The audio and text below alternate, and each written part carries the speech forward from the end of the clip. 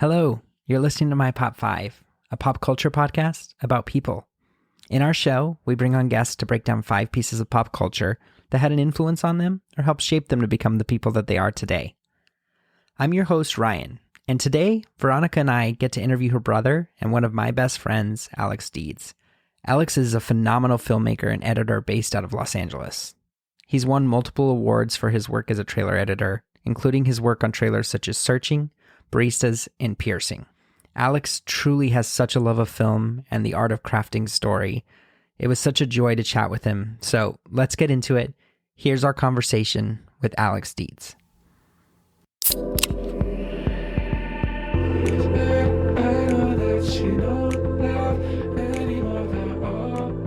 Hello, we are here with Alex Deeds, the film aficionado, one of my really good friends. Alex, thank you so much for being here. No problem. Thank you for having me. Yeah, so can you tell us what your pop 5 is with no context, no comment? My pop 5 would be Wizards, Twilight Zone, Elvis Presley, movie trailers, and Roger Ebert. Yes, awesome. I'm really have been super excited. Ever since I decided to start this podcast, it was like a no-brainer for me that I wanted to have you on as a guest. You're one of my closest friends, but also like the person that I geek out with most on all things movies and pop culture, and so I'm really excited to have you here. On top of that, you know, the fact that Ronnie was able to join us and we can geek out about your siblingdom as much as all of our love for movies. I think that's been something that's been key in our friendship, both individually with both of you, but also like kind of as a trio and your family. And our experiences together have all been around films and film projects and our love of the art. So it's super exciting. Yeah, thank you for having me. And as you can tell from my top 5, you'll find out just how not well-rounded I am as a person because it's all movies. It's all movie-based. Not necessarily. I mean, yes, that's true. Elvis isn't. But I mean, I think that's going to be true for so many people, especially in the arts. For example, we had an interview recently where musicians are going to talk about music, and music is super important to them. And so it makes sense. And you have the expertise to be able to speak on it. So I think that's really cool. So Alex, can you tell me a bit about kind of what inspired your, decision-making in terms of wanting to be involved with film, and how did you first start? What was your first film project? Well, I've always been interested in storytelling and drawing or being creative in some way. It was always drawing comics or making up stories or trying to make little stop-motion things. But it didn't become film specifically as a focus until like sophomore year of high school, because we had to do a project. We were reading Siddhartha in our English class, and we could either do a skit in front of the class based on it, or you can do like a video project. And I'm very naturally shy in a crowd of people. And I was like, there's no way I'm going to get up there in front of people and perform for them. So I was like, obviously, I guess I'll do the video project. And I had a group of friends that I knew from middle school, and I was like, hey, I have a couple weeks before this thing is due. Do you want to help me out with it? We can do it on the weekends. It could be kind of fun. Like, yeah. I never made anything before like at that, I say level, but it was still just me and my friends. And so for the next 2 weeks, we made what ended up becoming a 45-minute epic saga about Siddhartha. Yeah. And basically, 90% of it is just my friends wearing bed sheets. Yeah. Like a ghost story? Kind of like they're like Buddhist, monks. Got it. Come to Nirvana. And they're just kind of like reading this printout of the novel from off screen. Nice. It's like that's the majority of the project. But like there's like 2 scenes where it's like a dream sequence, and at the end the character reaches Nirvana in the story.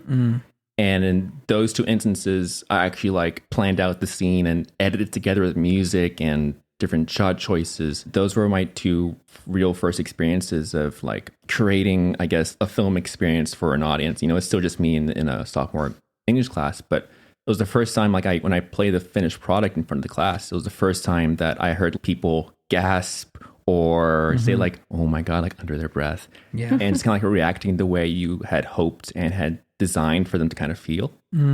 And from that point on, it just seemed like a no-brainer that this would be kind of like what the focus would be from that point on. And yeah, so it was just kind of growing from that point forward. So that's where it started. And then I kind of was like, okay, we'll take baby steps moving forward. And so the next thing was like, a feature-length horror movie with my friends in senior year of high school. So hang on, you made a 45-minute epic when probably the class requirement was like a 5 to 6 minute video. Yeah.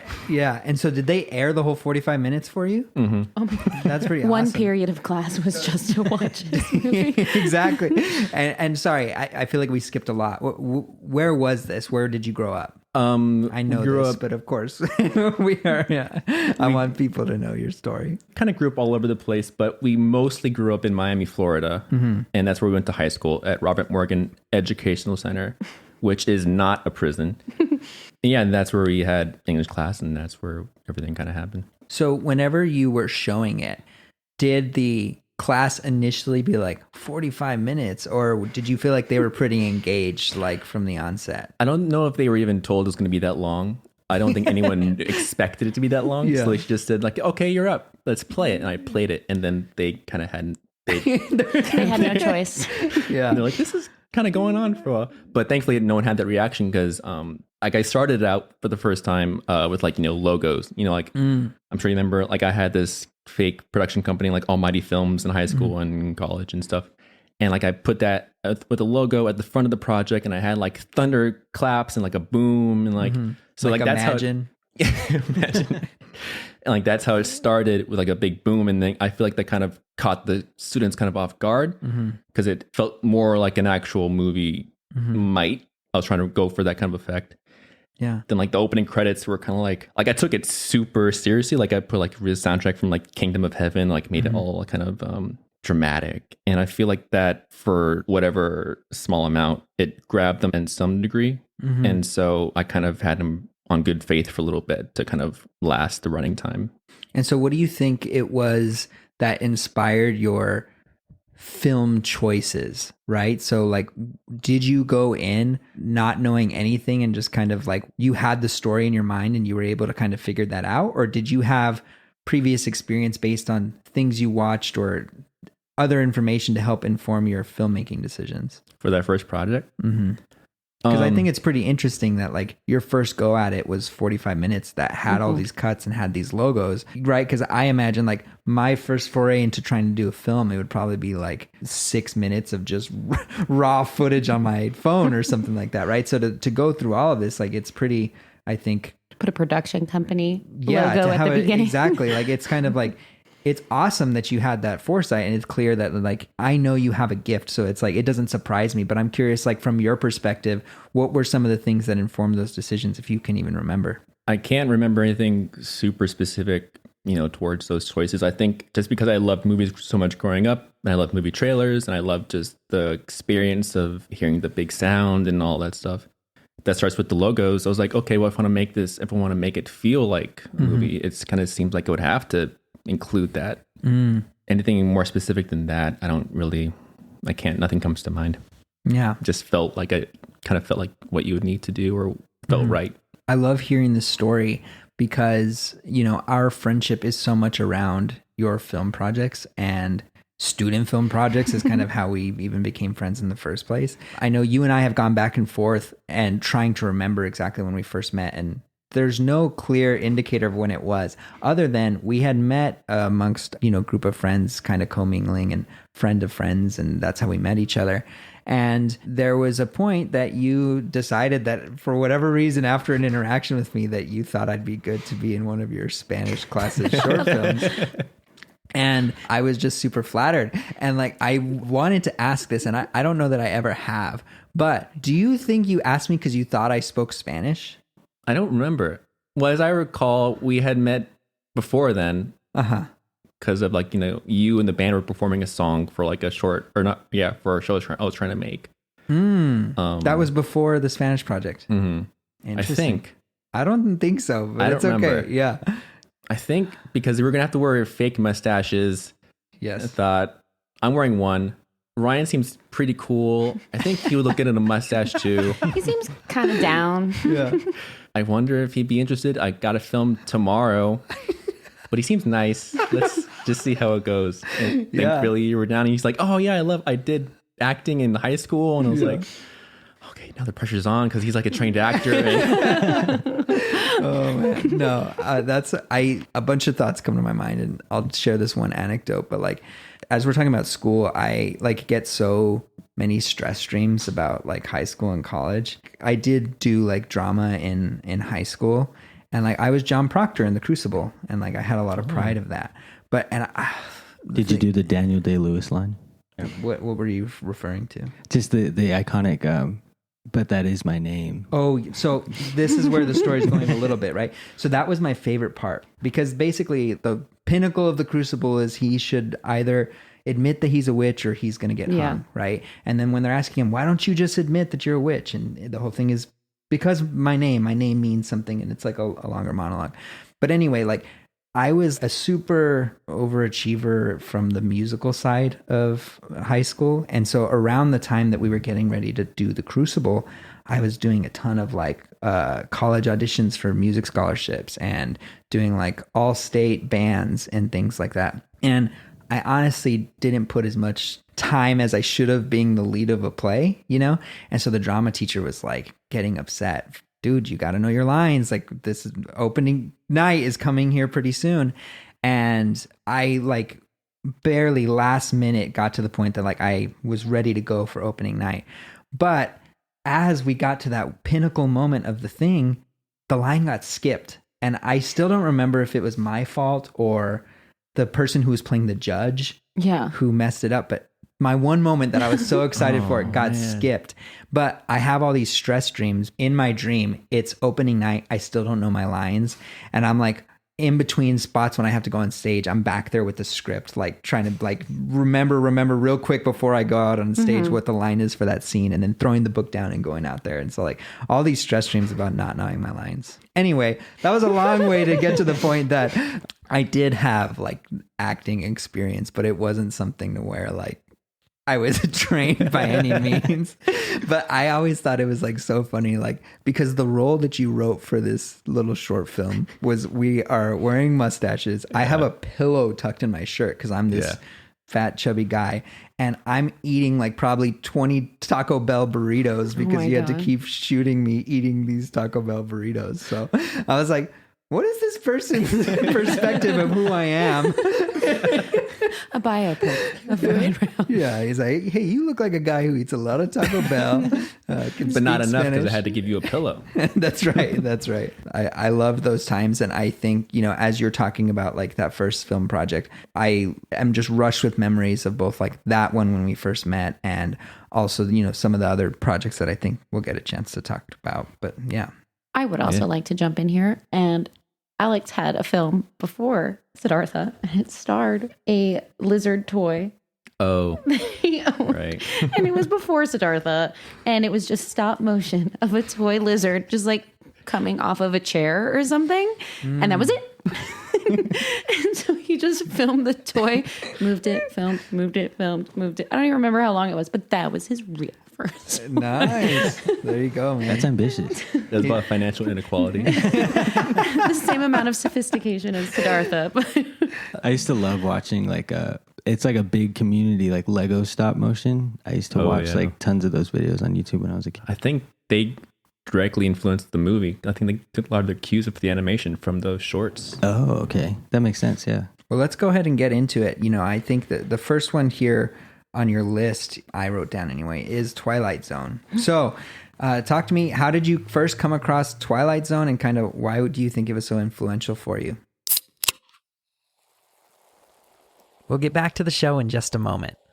While this would be a great moment to share a word from our sponsors, right now, Daniel, Ronnie, Brianna, and I are happy to bring you another message. We really wanted to say thank you for all the incredible support in the first month of the podcast. We asked for some help last week with reviews, and you all truly came through. It's been so touching to see all the reviews, and we're endlessly grateful. We truly want to see the show grow and have you all along on the ride with us. So tell a friend about the show, let us know that they've listened, and we'll give you both a shout out on the next episode. We're super thankful again, but now let's get back to the show. I wrote down Twilight Zone because I forget how old it was. It must have been 10 or 11. And I woke up one morning super early. It was still dark outside, maybe like 5 or 6. And I just walked to the TV room, turned the TV on, and just flip on the Sci-Fi channel, and back then they would play. I don't know if they still do.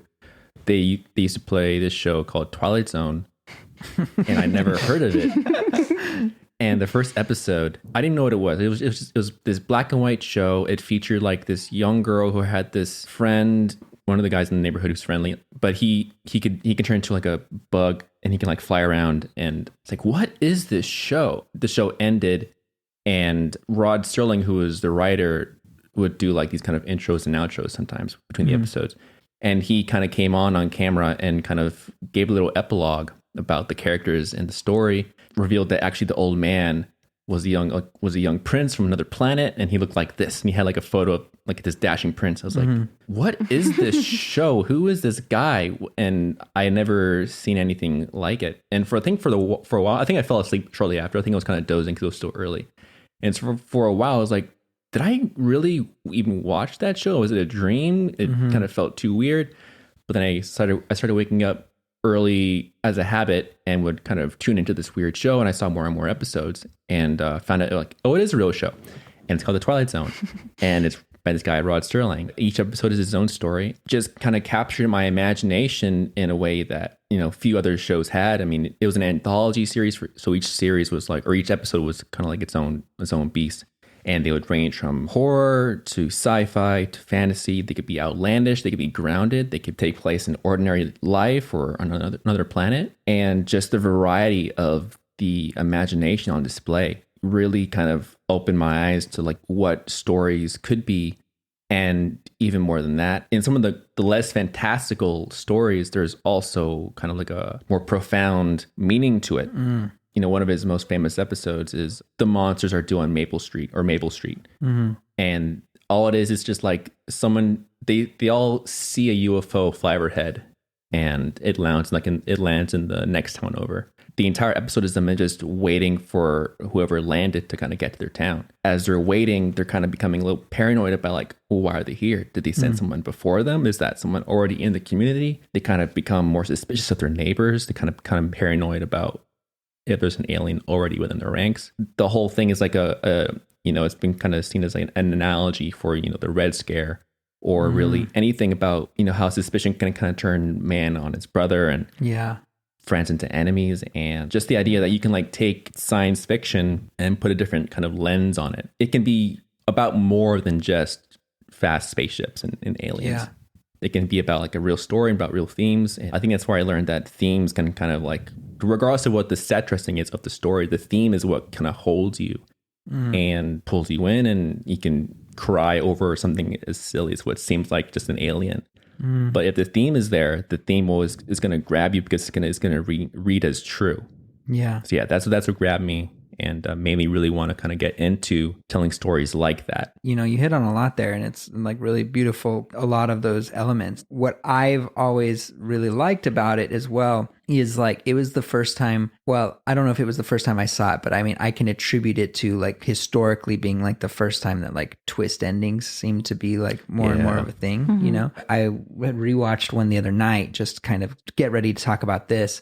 And there was one where like, have you seen all of them, I imagine? I haven't seen all of them, no. Oh, There's really? so many, and I kind of don't want to see all of them, because right now it's kind of like I can't imagine what the rest of them... I've seen most of them. Don't you have the box set? I have the box set. It's been... I don't know. I kind of want to ration out the last ones to go. Like, I don't want to...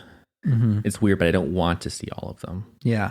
There was one that I watched, though, where like basically a woman lives out in the middle of nowhere, almost like Courage the Cowardly Dog style, and a UFO lands on her roof. And she goes upstairs, and there's like these tiny little astronauts kind of that are like shooting her, and she's trying to get rid of them. And the whole twist at the end is that like, no, they're not little. She's just a giant. And it's actually the US astronauts coming to this other planet, and they encounter this giant woman. And yeah. So I'm like, darn, these like little twists where like the whole time you think you have a framework of, I know what I'm watching.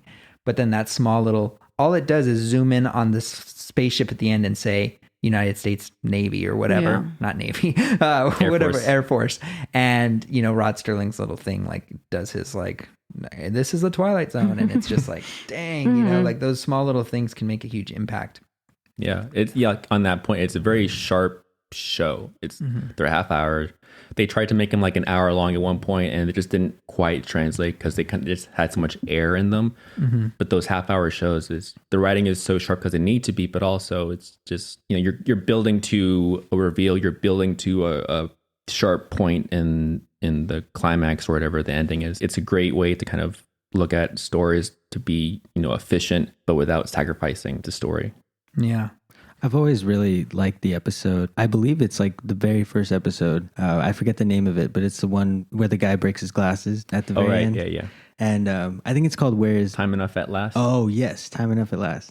And I've always loved how you could never really predict an ending like that. I remember the first time I saw it, I was young, and it was like so scary to me. Like the first time I ever really thought about how horrifying it would be to like, that is your life now, and then there's nobody around, there's nobody to help you, you can't see, and you can't do the one thing you want to do, and that's like how you're going to live the rest of your life. I like science fiction that touches on what do we ever think about how the human condition is going to react to like the advancement of technology. Like it really explores like the alienation that we'll feel, you know, from each other and like the rest of the world. Because that's what's scary. It's like it could be very real and feel very real and be something that, even though it's science fiction or horror, any of those things, it like makes you question things in your existence and in your life. And yeah, it's too close to home. Too close to home is a great way, because even though it's in the ends of the universe or at the end of like a nuclear holocaust or whatever it is, that's the fantastical kind of circumstance. It still hits close to home at a very primal existential level. Yeah, in a gut punch kind of a way. I've seen a lot of this inspiration like translate to your work, and it's clear like that's what you're interested in, right? Because that Spanish short film we talked about, as much as it was about passing Spanish class, like there was also aliens involved with that and a sci-fi element in that story. And, you know, not to expose your other short film projects, but like the Wub Wub project that we worked on, right? Like that had its own element of that nature too. So like, I think like I've seen it in your work that it's something you like. I don't want to be jumping to conclusions, but it very much seems like Twilight Zone has impacted your artistic vision for your work as well. Yeah, definitely. Yeah. It could be like a short film about like two people talking in a living room or nothing happening. But Alex always has like just one little something to throw in there that's like a little to the left and a little sci-fi or fantastical in some way. Yeah. It's peppered in. I think so too. I think we could cut this if it's not something you want to talk about, but like I think like the one exception where I didn't get that same vibe, where like I feel a little bit of being uncomfortable or spooked with a lot of like the things you create. The one that exception to that was Trapper Keeper, right? Where that felt like adventure. Right? And so like I think that's like the one where I didn't get that for sure. Whimsy. But yeah, every single time you're like, hey bud, well, you want to read through the script? I'm like, here we fucking go. What's the catch? Settle here? in, turn the light off. What's going to happen, right? But yeah, I think that's like, it's exciting because you have a good eye for, oh, wow, I didn't expect that. There are so many times that a twist can happen in a story and you can see the twist coming. And I think both with Twilight Zone and the work you do, I don't see that stuff coming, which is cool. Thank you. Well, on that note, you know, what I try and do is like, write a script about like, you know, two people talking in a room, whatever it is, and you can like add some element that seems kind of off kilter or to the left or whatever it is. But I feel like if you just kind of throw something in there weird for the sake of being weird, it's gonna feel kind of cheap or, you know, it doesn't feel right. But the good thing about Twilight Zone for my kind of training is that everything weird has an underlying thematic reason for being there, you know, and they're not just trying to shock you for the sake of, like, they want to shock you, but it's for a deeper reason than just you weren't expecting this, and like, you know, throw a jellyfish on the guy's face or whatever it is. Like there's a reason, even if it's not obvious from the beginning. One of my favorite things also just about the Twilight Zone that's just like ingrained in my memory is that theme song. Like, it's just like anytime I hear it, it's like that same level of spooky because of your first experience being late night, turning on TV and just that vibe, right? Those are kind of, I think, like the first moments as a kid that you like are experiencing life alone, right? Especially with sibling. If Veronica was asleep or something and this is your kind of moment to yourself and you have like a weird, surreal, spooky experience, it's scary. You're alone and it's dark in your house and like you're experiencing something like that. And so that and like the sound of that spooky thing, and that's something that I think of on one half. The other half is like the Tower of Terror ride at Disney. Yeah. I remember like riding that, and so like that has its own like connotation. Just the music alone, anytime I hear it, I'm like all types of different emotions, right? Like fascination, wonder, terror. That theme just does something. Have you had a chance to watch any of the new ones that Jordan Peele did? I have not. I'm sure they're great. I kind of like having my memory of Twilight Zone be the black and white. Yeah. I think there's something about the black and white photography and the way the shadows move. To me, that's kind of like all I need. I've heard good things. I just doesn't capture my attention the same way. Yeah, I didn't know if it would, just because I think he did such a good job with like Get Out and Us that like I'm interested to see what they do with it. In this same vein, I mean, I think people obviously compare like Black Mirror to Twilight Zone as well. Yeah. Just because they are, especially in format, right? The format is everything standalone, but everything also has its own twist endings and sci-fi based. But next thing I was kind of curious about is whenever you two were growing up and you had something that was like a genuine interest, like were you quick to jump onto other things that you guys were interested in as siblings, or did you have little pathways where you kind of had your own niches of stuff you like? I know for Alex's early like high school movies, I was not a part of them. I was asked to help and just kind of like be a PA, but I wasn't a part of them because my interest and my knowledge of film and interest in it wasn't as fully formed as his that early. Like he was like next level, knew exactly how he wanted to execute things. Like the Twilight Zone are reasons he loved different things, and I just wasn't there yet. And so I was always down to hang with him as my brother. But as far as our interests lining up, it took me a minute to catch up. Yeah, it wasn't until senior year when we made a horror movie with some friends that I think we brought Ronnie onto the band. Well, yeah, because I know with Trapper Keeper, the one I referenced a bit ago, we were both assisting in some capacity. And then most recently, you guys have a project, Jumpin' Jacob, that you guys are work on and produce together. And so I know you guys had both had a fascination in this world. Granted, Veronica on the acting side more so, and you on the back end writing, directing type of stuff. Yeah, I was just curious if, when that started to align. Yeah. I think probably more solidified throughout college, maybe, or at least just throughout like getting to know each other in a different way. As we got older, Alex was just so far ahead of me with his knowledge of that stuff. And then now I'm to the point where like I fully trust Alex's taste in whatever genre it is. He could have a comedy or a horror or a silent movie or an action movie, and I'll pretty much not doubt if it's going to be good or quality or interesting or anything. So I fully trust his taste. So that's why when he came to me with Jumpin' Jacob, I was on board. You know what I mean? Yeah. And like usually like horror shorts, it's like they can go all sorts of different ways. But like as soon as Alex brought it to me, I was like, I trust you. I trust what you see. And it's all because of this stuff that influenced him. You know what I mean? Yeah. That's been my experience too. Like almost everything he sends, I'm like, I'm in, let's do it. I want to help out any way I can because it's always quality stuff. Except for the times it's not quality. Except for the ones that we're not talking about. Well, on that note, I mean, both of you guys are not quality. On that note, I realize I have enablers in my system, and I need to find some people who are going to challenge me. I mean, on that note, I think the reason I keep going back to you guys for each project is because I know I can trust both of you guys. On Jumpin' Jacob with Veronica, there are multiple times where I would send her something and she would say, I don't know. It's like a gut reaction. And we did like a Scene Spark crowdfunding video for JJ. And the first draft was a lot different. And I sent it to her feeling like, okay, this is pretty simple. I think this is going to hit out of the park. I sent it to her. And she was like, I don't know if this is the right direction.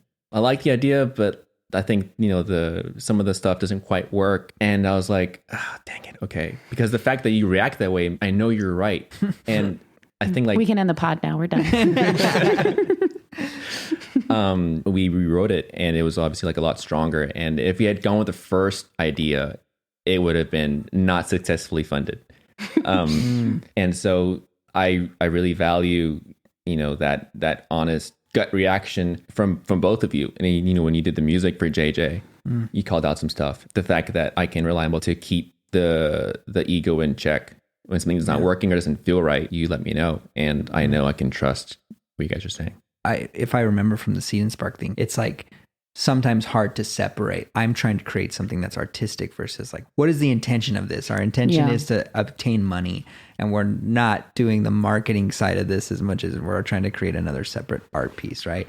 And it was like same thing, I think, from my perspective, from the music side of things. Here's what we're trying to achieve. Like, you're thinking about the film side of things, but if we're looking at it like from a music perspective, like music is so important in Jumpin' Jacob specifically that it's like, these are things we can't ignore, right? If it was something else that's just like background and didn't matter, I think it would be different. But yeah, I think it's awesome that you have the humility to be able to pass that off and not say, no, we're doing this like I want to at the same time. Yeah. All right. I want to move on. Of the things that you kind of put on here, this next one was the one I was kind of most surprised by because I had never really heard of it. But Wizards, talk to me about that. How did you come across Wizards? Why is it on your pop 5? That's not a judgment, but just yeah, curious. Why is Wizards of Waverly Place on your top 5?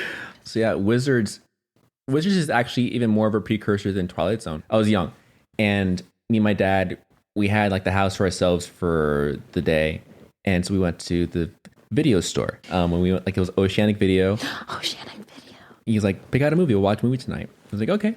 So I was like looking for like something kind of like an animated movie or something that could be fun. Obviously, I never heard of most of the movies. There was no IMDb. You just kind of look at the box art and kind of go off of that. And so I just saw this one thing called Wizards, and the front cover is just this kind of looks like a Dr. Seuss character, but he looks mean and he has a machine gun. I looked on the back. I never heard of it before. I was like, can we get this one, Dad? He's like, yeah, sure. And then we went home. We popped it in. I was expecting it to be like, a fantasy kids movie. Yeah. I'm assuming that most people listening to this have never heard of Wizards. Basically, Wizards is like from the 70s. It is a fantasy story, but there's like a prologue in the open, and it talks about how modern day world, there's a nuclear holocaust that happens because of 5 terrorists. And so they destroy the world in a nuclear holocaust, and then from the rubble of this radioactive winter sprouts this kind of more fairy tale world, kind of like more what you'd expect from like Lord of the Rings or something like that. And that's kind of like the setting for the story. And from there, it's like the forces of good wizard and bad wizard. Bad wizard gets a leg up on the good wizard because he sends his demon hordes to look for pre-Holocaust technology from the age of man. And they find like Hitler's film projector that plays all of his speeches and galvanizes his troops. And they find war tanks and planes, and playing that projector for his army of demons, which are normally like kind of aimless and kind of don't have any motivation. When they hear Hitler talking to his crowds, they're possessed and they're invincible. That makes their army unstoppable. Then it becomes a battle of like, the good fairies versus the Hitler-inspired bad wizard side. And I'm pretty sure my dad fell asleep. I was going to ask you, how did Dad enjoy that? I think he started out a little concerned, and then I'm pretty sure he fell asleep. He has no recollection of watching that with you, He has no right? recollection of watching it. I don't even know if I really liked it the first time I saw it. But like there's a scene between these two armies, like the climactic scene, and it sounds like the soundtrack is like by Jimi Hendrix. It's very, like, even the animation style is very, I don't know how to describe it. It takes animation like classical kids animation, but it adds live action Hitler footage, and it adds rotoscopic animation. I didn't quite know what it was all about. And like it gets bloody, like people die, like they get shot up by machine guns, like there's lots of red paint everywhere. And like the weeks and months following it, I couldn't get it out of my head because it was a fantasy, but it also had elements of like a World War II movie, and it also had nuclear holocaust. I'd never seen these kind of boxes kind of played together. The idea that like it starts with like a nuclear holocaust, and out of the radiation soup of that whole experience, the radiation is kind of like what creates goblins, and it creates fairies, and it creates all these other things that you normally see in fantasy. And just the idea that you could take a trope of like, I don't know, radiation. That can be what starts fantasy and fairy kind. I never thought of those two things connecting before. And the idea that you can have something like a film projector with Hitler turning a medieval army invincible. Like I never can, it just opened up, with the Twilight Zone thing, the idea that you can take these completely contrasting ideas, but there can be some kind of connection in history. Hitler's words galvanized his army, and he was a very charismatic leader. And so if you took that idea and you applied it to like a medieval situation in like a world of sorcery, why wouldn't that work for his army and turn his army invincible and unstoppable and in the same way? Yeah. Interesting. Yeah. I had never seen it before. And there were a lot of takeaways where I think it's visually stunning, right? Like some of the stuff you talk about from an animation perspective. And even though it came out in the 70s, I still don't think I've seen anything else like it. I think there's like layers of animation that I think is interesting too, right? Like there's like background, and then like you have these cartoony like Looney Tunes style animation that's layered on top of like the really detailed background animation. And I thought like from a visual perspective, it was really stunning. I'm surprised. I mean, now that you told me the story of how you just picked the box, right? I was like, I'm surprised, like, if you watch this at a young age, that you were able to watch it at a young age. And keep going. It's kind of risque, Yeah. like in a lot of ways. And very early on, it's clear that like this isn't a children's cartoon from some of the way the characters are dressed, but also the gore and the violence. Like from the very beginning, there's people that are dying, like one of the scenes that actually stuck with me and it was kind of like, oh crap, this is kind of like scary a little bit, was, there's a scene when the little elves are like preparing for battle, and like one's like talking to another soldier, and the soldier's like, oh, don't worry, these evil goblins or whatever, like they're nothing, they're aloof, they're no match for us. And then they come through and just murder everybody, and like the kid is sitting there terrified, and it's just like, oh gosh, it's like a real like war story, right? Like which you've seen in other war films, but with that animation style was really like captivating. I also thought like the soundtrack was odd, because you mentioned like the psychedelic Jimi Hendrix style like soundtrack portions, especially like in the battle, but there's also a lot of spots where it's like, I thought it was like Looney Tunes because they have like old classical timpani, and then in other spots where it's like a jazz lounge. And so it was kind of all over the place in a lot of ways. Do you have a favorite moment or a favorite character in the movie? Have you rewatched it since then? I've seen it like 3 times my entire lifetime. I don't know if I have a favorite character. It's more a movie to me, just like ideas and styles and combinations of things, because the characters are, they're not the most fleshed out characters. Yeah, it's more about the style and the ideas in the story that caught me than the characters themselves. That was my takeaway too.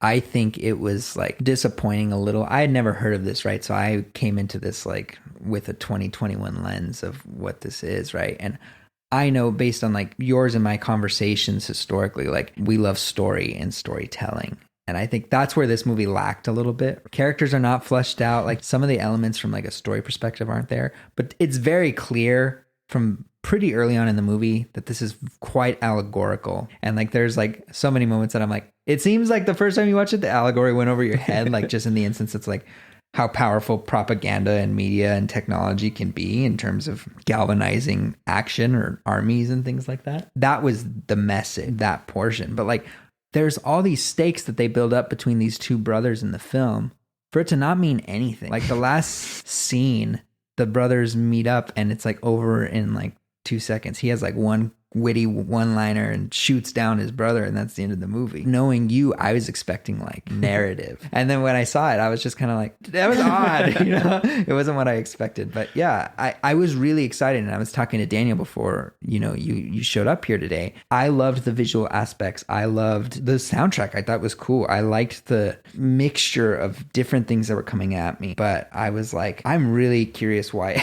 this was interesting to Alex. It was just very different than some of the stuff that we talked about.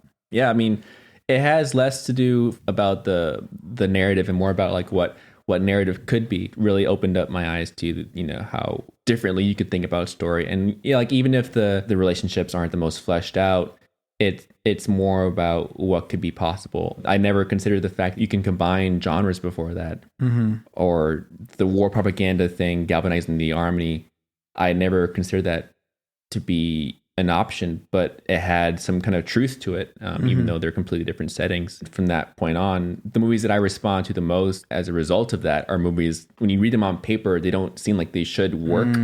Books like The Dark Tower is kind of like similar. You know, you have like these different worlds that shouldn't really ever meet in a story, but they do somehow. And sometimes they're a little messier than other times, but more often than not, they work on some level.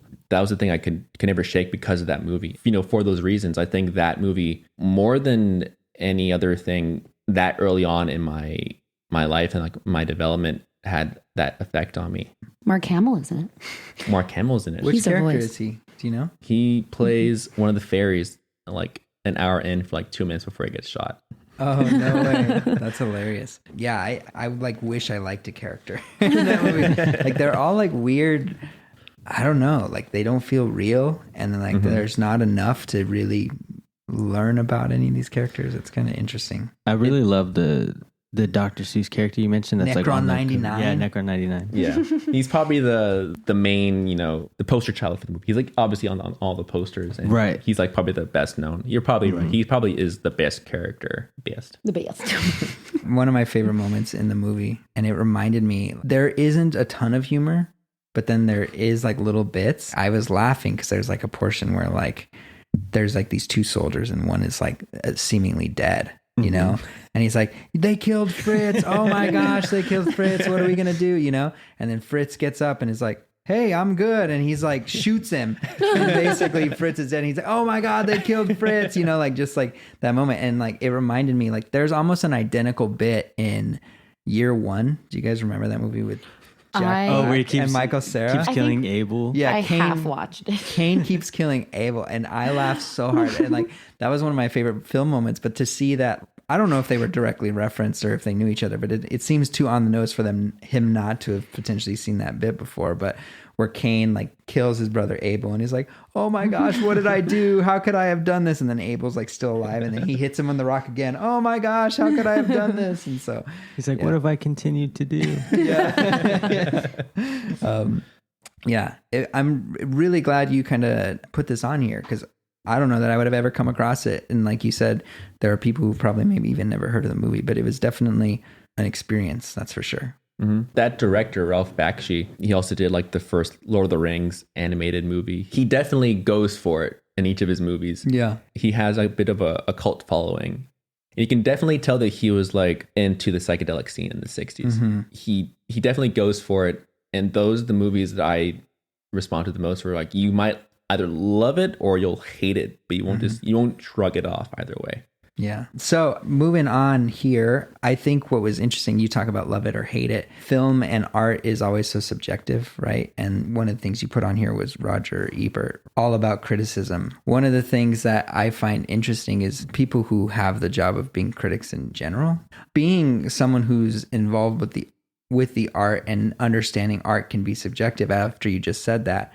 Curious about your fascination for someone who is a little bit more potentially having an objective opinion in some capacity, or, you know, in the critic world. Yeah. How did you come across like his work, and why is it something that was impactful for you? Back in the early days of Netflix, when they did DVDs, they had this feature where you can like look up a movie and they would have blurbs of 3 critics. And I didn't know who Roger Ebert was, but I kept seeing his name pop up as one of the 3 blurbs for whatever movie we were looking up.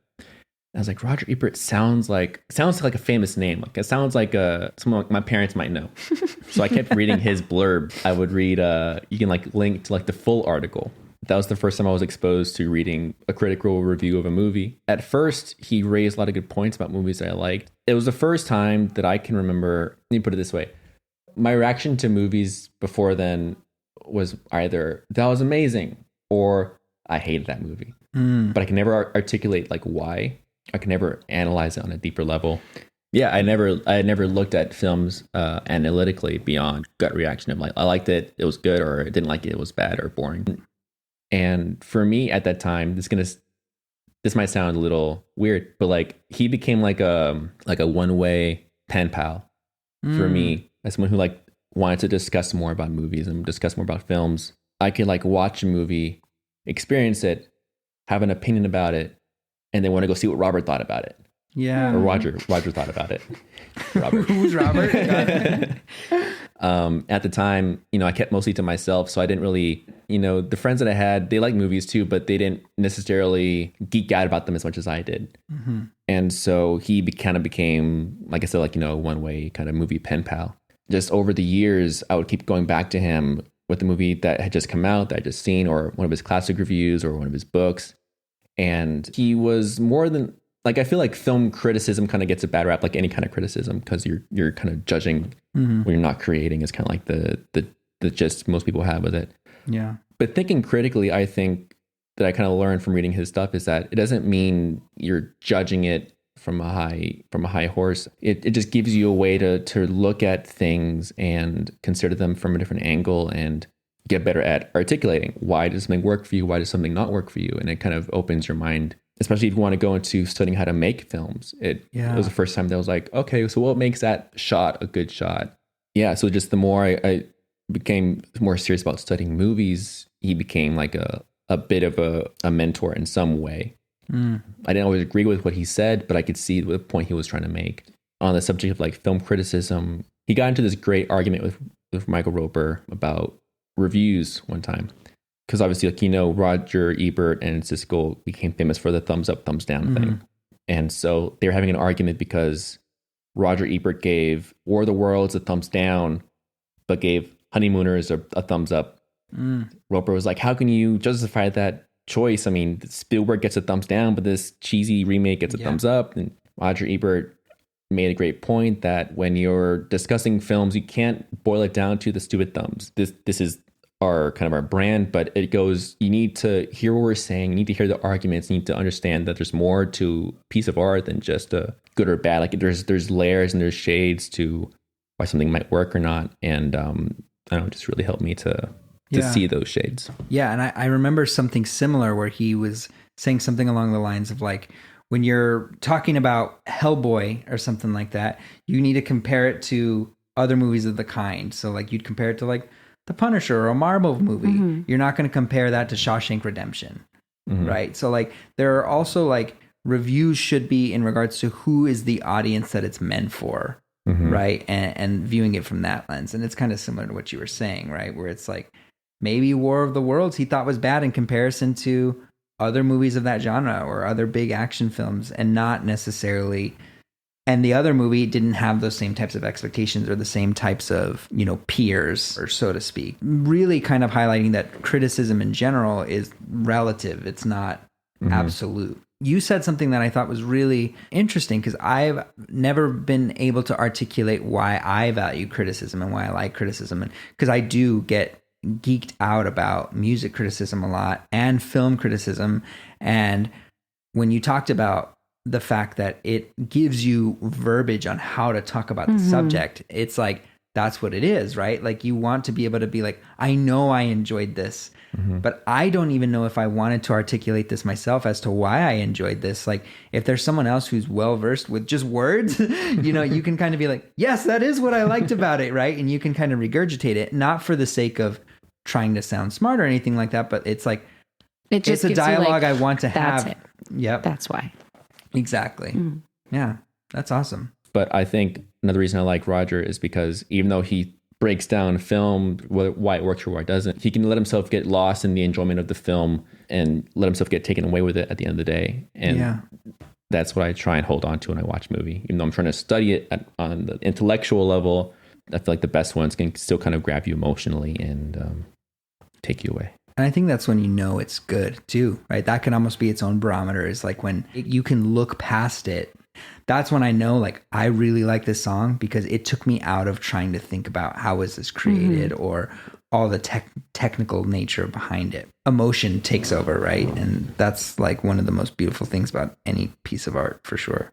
Have you found anyone or any like site or book since Ebert or since Ebert passed that you look to in almost the same way as you look to his criticism? Or have you not been able to find criticism that like still is? There are other critics I like to follow. I think the main one is Mark Kermode. Rotten Tomato. Mr. Tomato. Sorry, I didn't mean it. Can you talk about who you mentioned? That joke wasn't worth it. I mean, there are Yes, a it couple. Probably the biggest is Mark Kermode.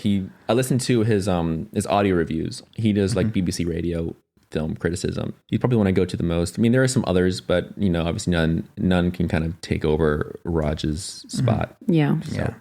It was iconic, right? And I think like we've come across that more than once in terms of like people who are really prolific at what they do. And it's like hard to ever follow up with that. An episode we did first on, like we talk about like food people, and like Gordon Ramsay is someone that comes up, but I don't think there'll ever be another person like Gordon Ramsay, right? There are these like kind of trendsetters that like break into the business and do things for the first time and like have notoriety doing that thing for the first time, that it's like, how can you ever replace that?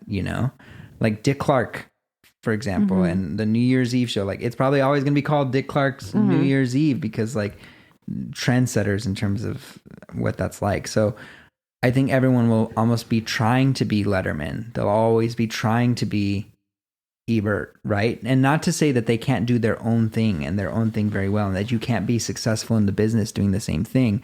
But yeah, I don't know that there will be anyone ever who takes that place, because it's like They set a standard or a precedent, because like Roger Ebert, even on his website, it's like you can be a film critic who writes for rogerebert.com. You know what I mean? And that just gives you like this layer of maybe like credibility or, but like you're writing on his behalf basically, which is a huge probably sign of the career he set out for himself. I think when you mentioned earlier about a time where Ebert had to kind of, in a way justify his maybe rating system, or maybe explain it a little bit more, how he's thinking of it and the nuance involved. And I mean, I don't know if you ever heard of him, but there's a music critic on YouTube, Anthony Fantano. He runs the Needle Drop blog. And it's interesting, I think, how that same sentiment came up in one of his like Q&As. How did you give this album this score and this other album? How did they have the same score? Like, how are they at all related? And pretty much broke it down like the exact same way. He's like, well, if I'm listening to this album, I'm thinking of it in a certain way. I'm listening to it for different reasons than why I'm listening to another album, and they're not like immediately comparable. But what is more important is that I want you to listen to what I'm saying in the review. So I think it's interesting how a lot of times to like the general audience, critics like have to justify their opinion. Yeah, I think it's a very necessary part of art, is to actually be able to have someone critiquing it that is, at the end of the day, are just important as the art, I think, because there is an audience that art is being created for, And I think the general audience maybe doesn't always.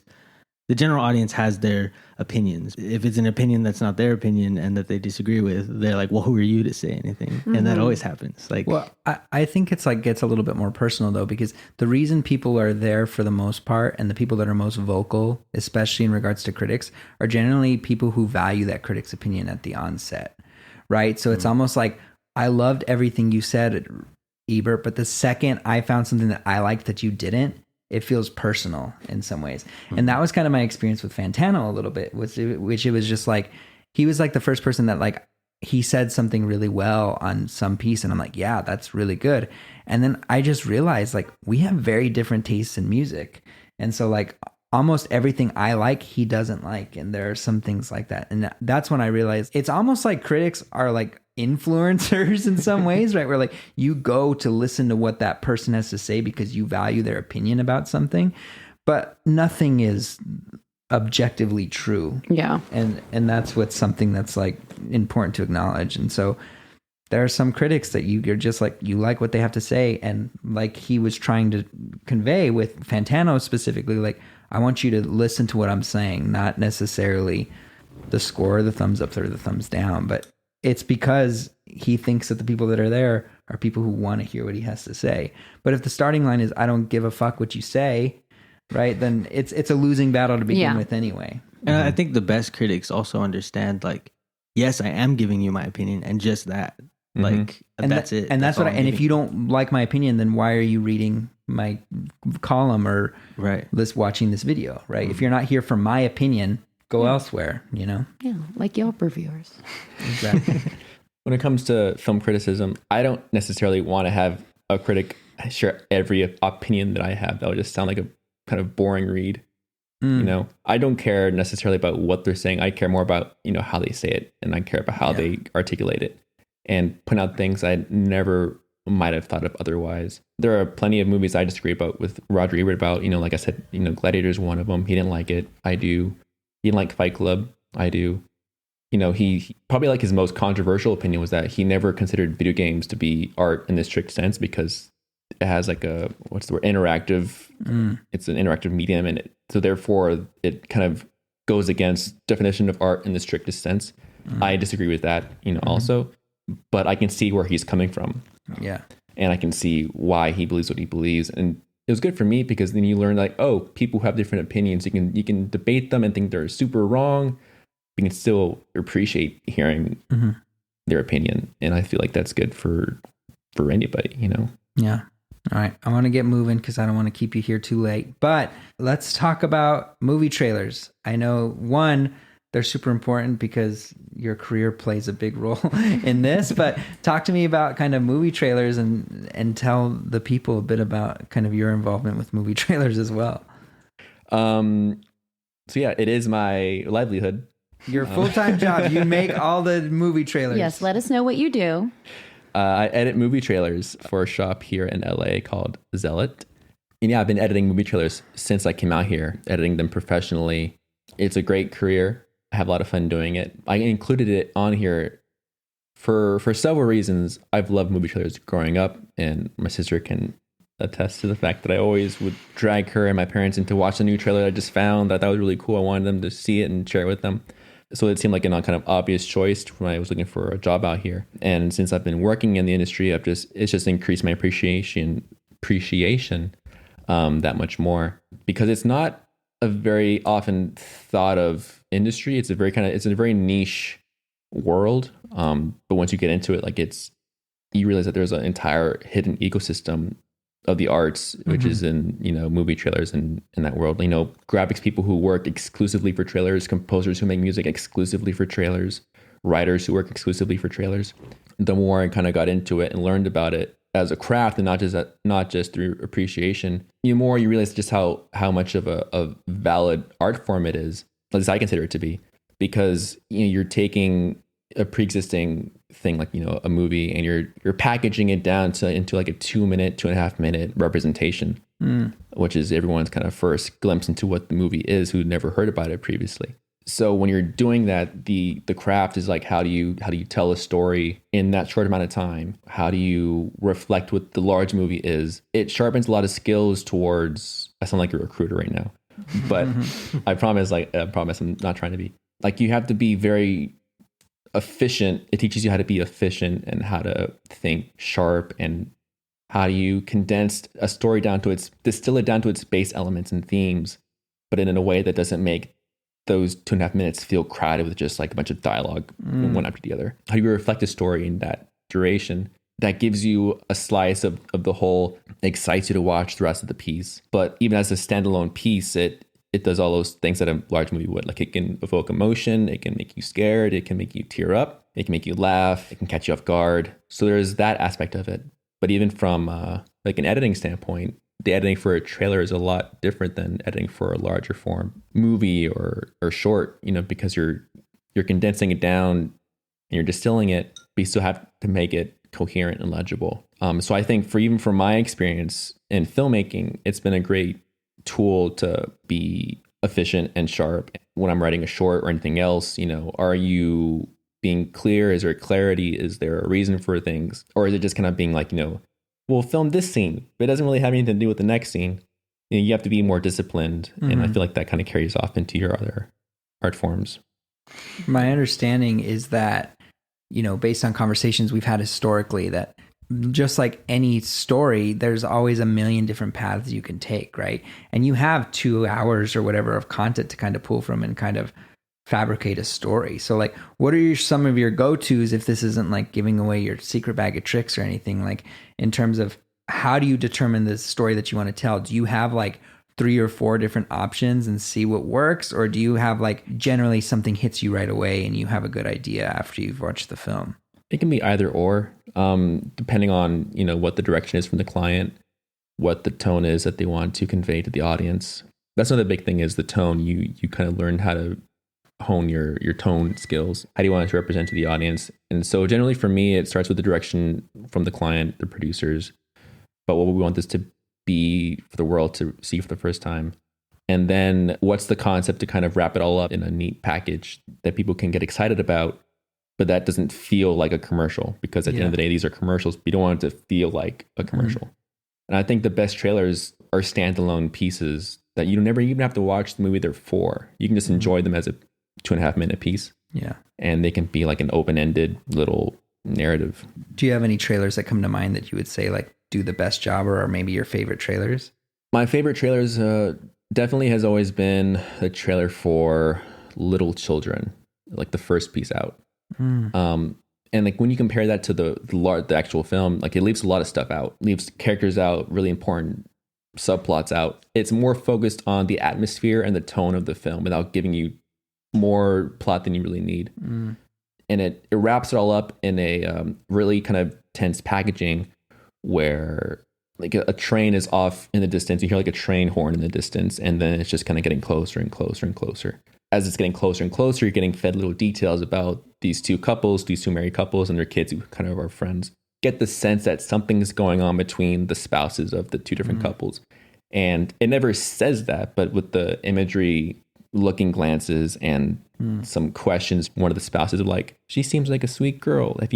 Is her mother nice? And just then the sound of the train's getting closer and closer. And you get all you need to know in that piece. Like that's like a first trailer out. Like they'll probably have like a second piece that gives more story the closer the movie actually gets to release. But those first pieces, I think, are the best things to study as far as like conveying tone and atmosphere in a condensed way. Yeah. Another big thing about trailers that I've come to really admire and I think are important is that, like I said, they are commercials at the end of the day. I feel like marketing and sales are kind of underutilized in the arts by the artists themselves. And I feel like trailers as an art form, that's still at the end of the day your goal. So you're still training how can I make this engaging and enticing to an audience, but also what's the best way to represent this to a paying audience that can pay to see it. Because I think we're all in the arts, but does us no good if we don't have those skills of marketing and sales to help us get an audience to look at our art. Yeah. And I think it goes back to kind of what we were talking about earlier about knowing who the audience is, right? And what it's for. Because you could probably take an Avengers movie and cut it to make it look like it's a period piece or something like that if you wanted to, right? Or a romance or a rom-com. And you see those on YouTube all the time. Like, if Logan was a rom-com. I don't think that actually exists, but I saw Midsummer as a rom-com. Yes, exactly. So like there are ways with that magic you can kind of make that stuff happen. So knowing your audience is definitely important. I would just like to quickly gush and give the listeners context as to Alex's skill set in this medium. He got this job because he saw a contest when he was still living in New Mexico to create like a fan trailer. And it was to like get an internship at this trailer house. And he edited a fan trailer for Wolverine, like basically with just like, I'm going to watch the movie and build something. They flew him out here. He got the internship. And then he quickly worked up to editor, like super fast, from like intern to assistant editor to editor. And he's also won a bunch of awards for best editor or best, use of graphics or like trashiest trailer or things like that. Like many prestigious awards in the marketing and trailer awards community. So I know he's not going to say that. So I just need to tell everybody where this comes from. Yeah. I don't think we could sing your praises enough. You do incredible work. I think he's an amazing editor and he approaches trailers like a filmmaker, editing trailers like a filmmaker.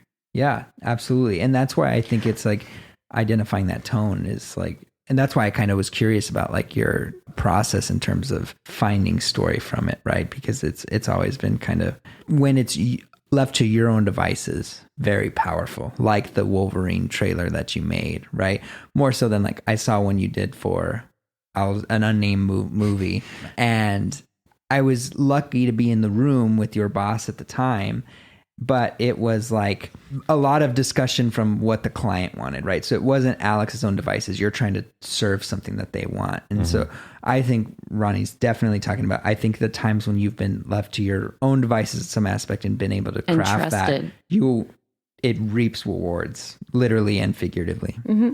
Yeah. Aw, thanks, guys. I should sponsor more of these episodes. Yeah. All right. We do have to get moving. I know, we're running a little late, but I want to get to this one. I know you've loved this person so much, and you have probably a tattoo of this person that I'm not aware of. But he hasn't gotten a tattoo of me yet. Talk to us about the king of rock and roll, baby. Yee. Elvis Presley, if that wasn't clear. Yeah, Elvis Presley. So when we were growing up, my sister and I, when we were all growing up, our parents would always play golden oldies on the radio up until we were almost in high school. Yeah.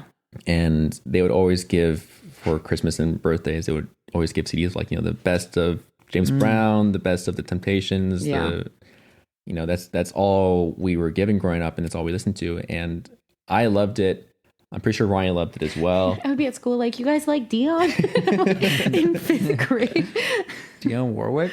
No, like the Belmont. Yeah. And then so that was what we had growing up. And then one day they gave me this CD for it was like Elvis's 30 number one hits.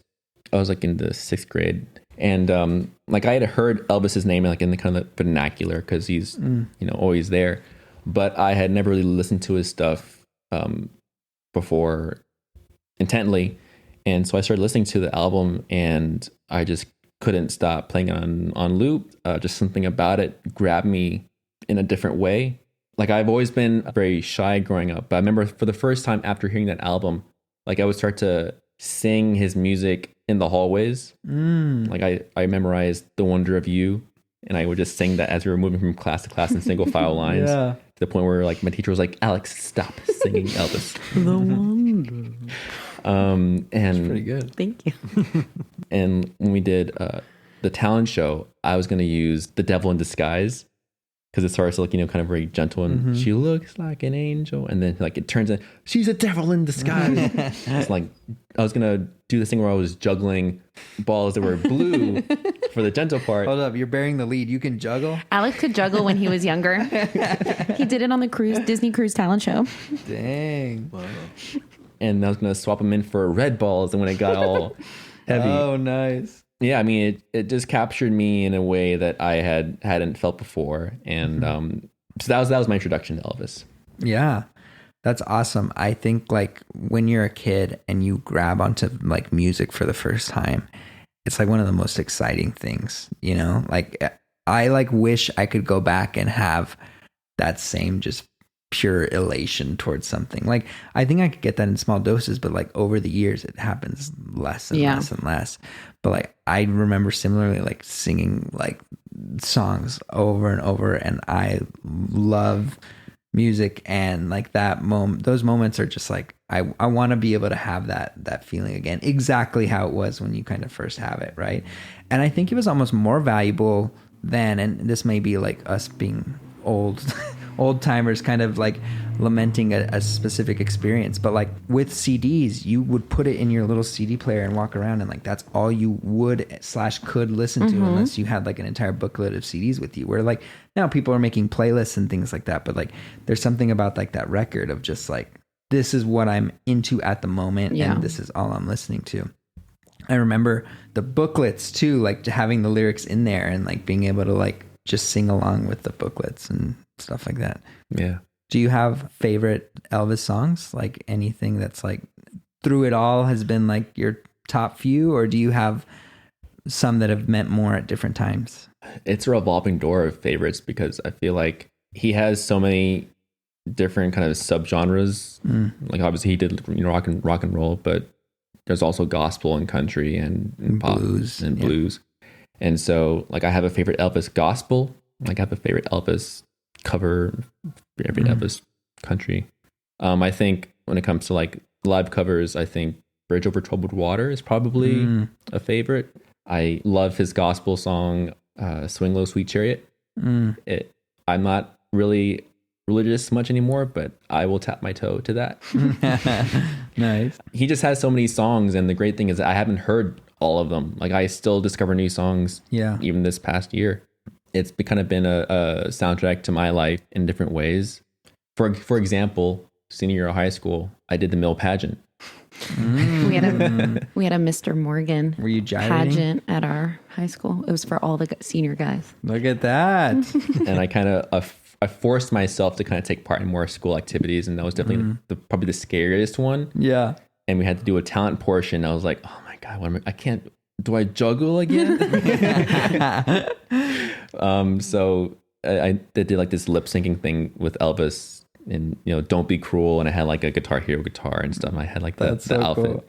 And just because I was singing his songs I had loved since childhood, it was like I felt more comfortable and confident, kind of putting on that armor in front of the audience, Yeah. And it killed, by the way. I would like everybody to know. Alex did phenomenally. That's so cool. I think like one of the things that's so interesting about Elvis is he was admittedly not a songwriter, right? He didn't write any of the music, right? But like, he's like one of those people that his characteristics are the only reason it worked, right? I don't know that those same songs, and you kind of see it in some capacity, right? Where like people cover them and stuff like that. But like, it's because of him and the character and all the things he did, even cross genre, that like people wanted Elvis. Like, it wasn't like the songs or the songwriters, it was him, right? And it's just like so crazy, like listening through the various different genres too. Like, he was so good at selling emotion. And I think that's what's so powerful, regardless of what it was. Excitement or sadness, sorrow, wonder, you felt every little thing. And I went through listening over the past few days, getting, ready to talk about this, and just surprised at like, gosh, this is good. Wow, this is awesome. And forgetting just like kind of that sound and that impact that he has. And I think you play Elvis for almost anyone, and it can transport them to something, right? And a feeling about something. Some people that's Vegas, some people that's Christmas, right? Some people it's church, but there is something there that I think there's an association with what he does, and it's really powerful. Yeah. I concur. Well, we'll go ahead and wrap things up. We always do wrap everything up with 5 real quick questions. Okay. The rapid fire. Okay. So tell us, Alex, if you could be on a reality TV show, which one would you choose? Scare Tactics. Oh, that's a good one. Sci-fi. Nice. If people have never consumed any of your pop 5, meaning they've never had a chance to, view or listen to any of it, what's the one thing you'd want them to go experience right now? Probably Elvis Presley. Elvis Presley, the man. Yeah. If you, for your next film project or your first big film project, is there an actor and actress that you would choose to like, this is someone I would want to be in the cast? Besides my sister? Besides Veronica? All right. Your second actress or actor. Well, I would love to work with Cate Blanchett. Oh, okay. Nice. What's something that you'd say you learned about yourself during the pandemic? I spent too much on Postmates. Nice. All right. Last thing. What are 5 words you'd potentially tell a past version of yourself? Get out there and dance. Oh, okay. Yeah. Nice. Last thing here. I ask people to promote what they have going on. I want to promote this as well. Alex, you and your sister Veronica worked on this amazing movie. I guess I was part of it too. Yeah. Jumpin' Jacob. It's coming out. Daniel. Oh yeah, Daniel. We've all worked on this in some capacity. That's right. We're all really excited about that. Where can people follow updates for Jumpin' Jacob, this movie we all worked on together, or this short film? We are on Instagram. Yeah, at what? What's the handle? Jumpin' Jacob Movie. Awesome. There's no G in jumping. Jumpin' Jacob. Jacob Movie. And you can see Alex's trailers at his website. And where can people follow you? AlexanderDeeds.com. Awesome. Well, thanks so much, buddy. I love you so much. You're one of my best friends in the whole world. And I can't wait to talk to you more about other stuff. So thanks so much for joining. Thank you for having me. Love you. Bye. Love you. Bye. That'll do it for today's show. Thank you so much for listening. Alex is such a great filmmaker, and you should truly go check out his work at alexanderdietz.com. We've posted a link in the episode description. If you want to see clips of the films we talked about during the episode, check out our episode recaps featured on Instagram. They're usually posted every Sunday.